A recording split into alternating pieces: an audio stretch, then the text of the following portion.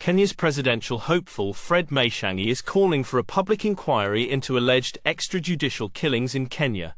Matiangi says he to face investigators and answer unlikely questions with regards to these high-profile cases like the discovery of bodies in River Yala and the murders of IEBC official Chris Musando.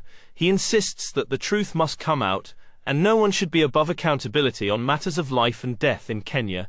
He spoke after visiting victims of Gen Z June 25 protests at the Kenyatta National Hospital in the company of Wiper leader Kalonzo Musyoka.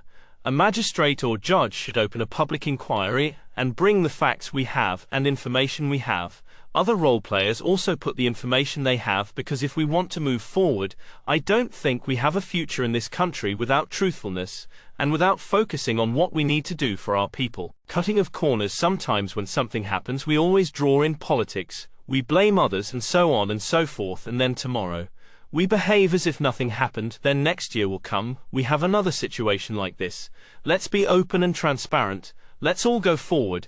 And I want to ask all my colleagues, because we can't ask accountability of ours of others when we are not accountable ourselves.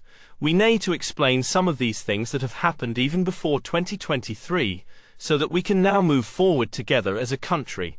When all facts and everything has been heard and resolved, we can deal with the unresolved matters that have not been conclusively investigated.